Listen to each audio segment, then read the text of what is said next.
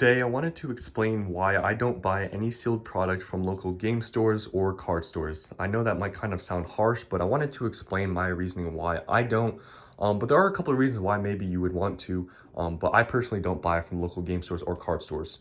But before I talk about that, I wanted to show you guys my new setup that I have. So what I used to do before I changed it to this was have like two cases of booster boxes on each shelf and then have a booster box on top of each case to kind of correspond what's inside of the cases.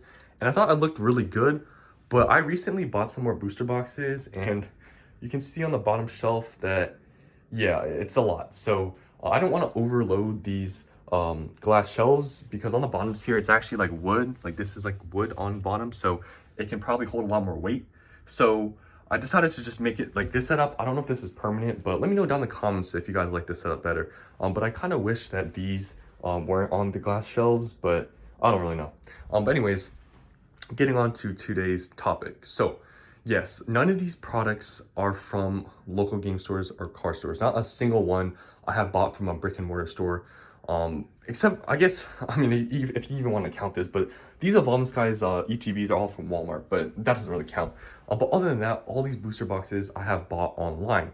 Now I have, bought from card stores online, but not in person. And I wanted to explain my reasoning.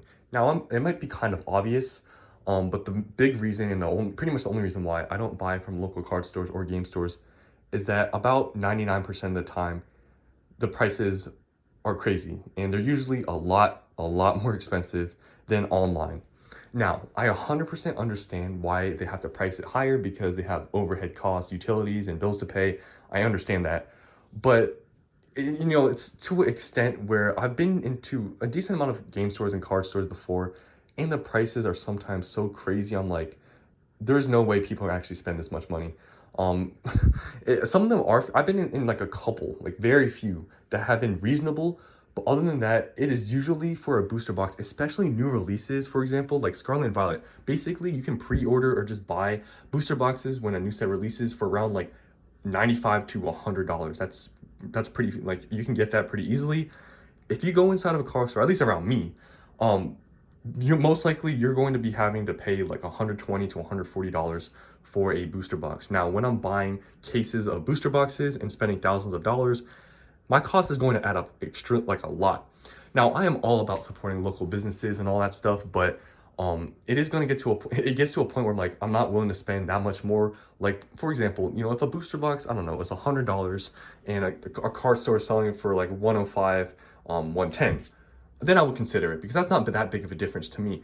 But these card stores are like, a lot of them like price things so extremely high where it's like I can't even, like, it's not even, I just can't even think about buying from them because online is just, first of all, so much more convenient and it's cheaper. So it's like there's no reason to buy from them other than to just support them.